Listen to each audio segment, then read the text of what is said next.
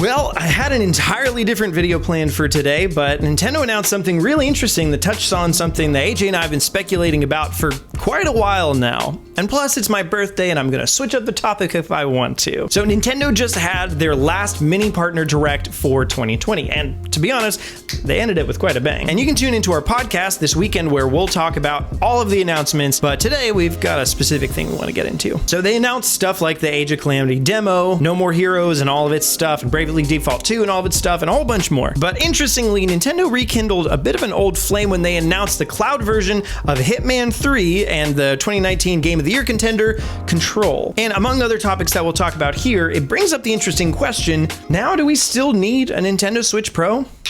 Let's talk about it.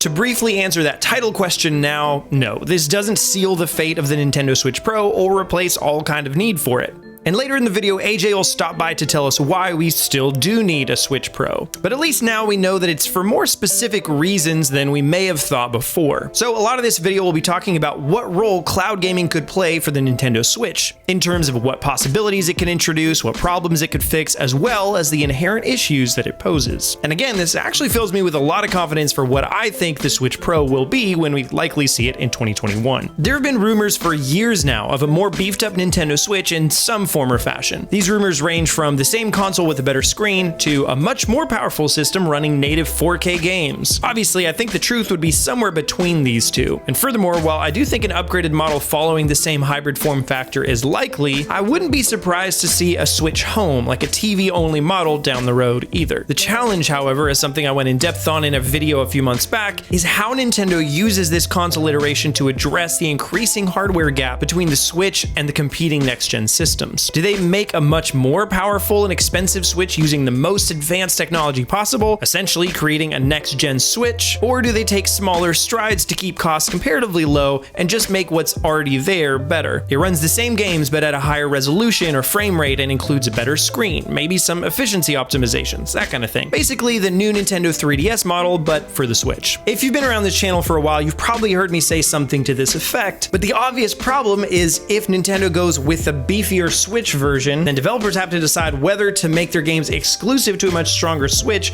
with a very limited player base, or approach the huge pre-existing install base and then not take advantage of the stronger power. At which point, what's the point even? So to me, the much better option for competing with next gen is to let cloud do the heavy lifting, which we'll get into in a minute, and on the hardware side, just make a new console that becomes the legacy Nintendo Switch system. Like in 2020, if somebody were to ask me which 3DS to get, I wouldn't point them towards the launch model, I'd point them towards the new 3DS XL or 2DS XL because it has all of the fixes and upgrades that come with those systems. We all know the Switch hardware has a couple inherent issues, but they can just fix that in an upgrade and let that be the system that lives on for forever. This theoretical Nintendo Switch Pro or new Nintendo Switch model to me almost seems more likely in today's gaming landscape because of Nintendo's willingness to embrace cloud gaming. If we look at the upcoming next generation of consoles, you'd see that they're both throwing themselves further into the digital-only, streaming-forward future of gaming, and I can't see why Nintendo should or would be any different, especially since, despite having their most aggressively priced consoles being completely centered around the concept of being less reliant on physical hardware, the SKUs Sony and Microsoft are positioning to be their flagship consoles are the more traditional models, i.e. the Series X or PlayStation 5 with the optical disc drive.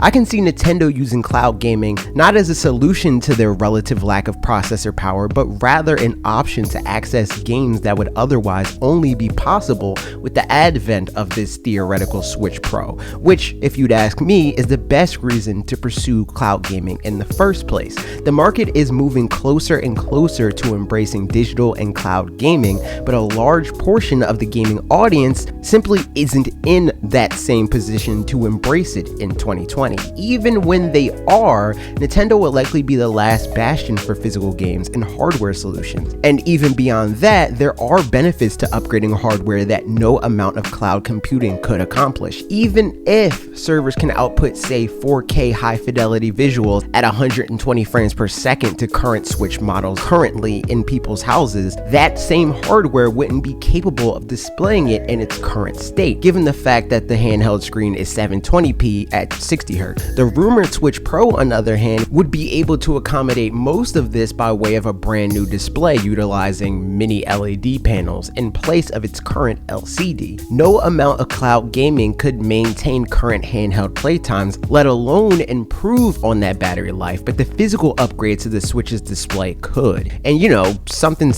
Joy-Con drift. Regardless though, the prospect of cloud gaming having a substantial presence on Switch for those who will benefit from it is great. Options are great. Everybody wins in this scenario, whether they have access to high-speed internet or not, or on the other side of the fence, whether they can afford a new, likely more expensive Switch model or not. I still think back to the early days of the Switch when Activision mentioned that they didn't think Destiny 2 should come to the console because the always online nature of the game didn't fit with the hybrid nature of the Switch. And now, years later, it's littered with the likes of always online games. Fortnite, Overwatch, Paladins, and so on, as well as the core fan bases of Smash, Splatoon 2, and a whole bunch more. These are games that prove that having your Switch require an internet connection for some games is entirely reasonable to a huge portion of the player base. So with that hope in mind, Nintendo started testing out this cloud gaming solution actually a long time ago in May of 2018 with Resident Evil 7 cloud version. But if you didn't hear about this, it's because it was only in Japan. And honestly, the way this was implemented was not very encouraging, and not because of the technology, apparently that ran fine, but more because of the business practices behind it. Basically, you could pay equivalent to $18 to rent the game for 180 days, which is fine if you're the kind of person that plays a game and trades it in a GameStop, but if you're any kind of preservationist, that kinda sucks. And then again, towards the end of 2018, they tried this with Assassin's Creed Odyssey. Again, only in Japan. But now you had the option to buy the full game or rent it for a day at a time. And the daily price was equivalent to $6.50, which we can all agree feels pretty gross for a game that lasts lots of people tens of hours. But in any case, 2018 was the last we'd heard of it, and only in Japan.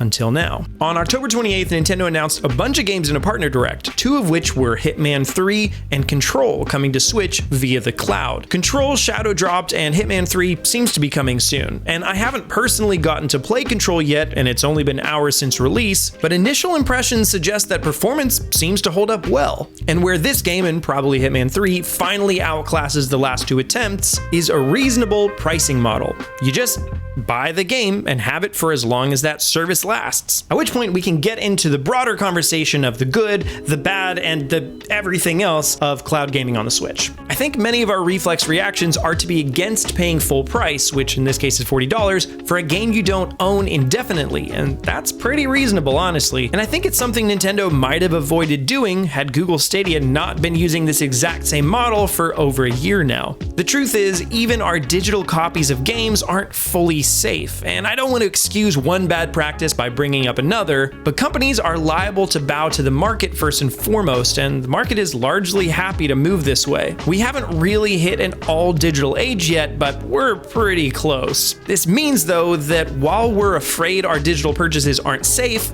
there isn't a whole lot of precedent outside of Scott Pilgrim and Flappy Bird and a few others for us to have much backlash that's not based in the hypothetical. But the core of this situation is that while buying a license for a cloud game like Control or anything on Stadia isn't guaranteed to be safe for any given window of time, it's not proven to not be either. And this is why for a long time I thought that partnering with xCloud and Game Pass was the best solution for the Switch. Because although we're pretty wary of outright buying cloud games, we're perfectly fine with a rotating library of service like Game Pass, Netflix, Spotify, whatever else. But here's where I think the cloud gaming solution is actually perfect for the Switch. As we know, there are games that come over to the Switch and seem like quote-unquote impossible ports, like Doom, The Witcher, and so on. A lot of these are praised for their technical prowess, even if they look worse than on other consoles, and rightfully so. But it does seem that though there's still room to hit hardware limits of the Switch, especially with the possible Switch Pro around the corner, there's still some games that developers simply won't want to pare down to work on Nintendo's system, even if they could. But the cloud versions is where the games that simply wouldn't come over otherwise now have an avenue to be on the Switch. At its core, it gives us additional options we just wouldn't have. I think the cloud solution is actually a much better fit on the Switch than it is on Stadia, for example, because it's optional and it's additive. It makes way more sense to me as a supplementary service in addition to the games that I already own. But lastly is what I think this could mean for the Switch Pro itself, basically the opposite from the initial question. As we said before, people seem plenty fine to play always online games on the internet as it stands now. But as always, the big hang up in quality in these games is your internet connection itself. In 2020 and beyond, I do suspect that most people have at least moderately decent internet. But if you're on the other side of the house, your Switch may still just not connect very well. So I don't think the Switch Pro will get 4G or 5G integration or anything, even if that would be awesome. But I do suspect that the new dock will have an Ethernet port for quicker access, and the console will have a better Wi-Fi chip to better sustain online and cloud gaming. I'll be really interested to see where this goes, and I think this provides a lot of great options for the way that the Switch can become what we want it to become, even if the hardware itself isn't quite there yet. But that's what I think. What do you think? What are some other games like Controller, Hitman 3 that you would like to see on the Switch in a cloud version of some sort? Maybe Final Fantasy VII Remake, Cyberpunk 2077, Devil May Cry 5, and what do you think this means for the Switch Pro? Let me know all that and more in the comment section down below, and we'll read some of those and talk about them on our podcast this weekend that I mentioned before. And while you're down there, be sure to like the video and subscribe to fanatixfour for more videos like this every Tuesday and Thursday from me and AJ here on fanatixfour. That's about it from me. I'm pretty sure I'm done. See you next time.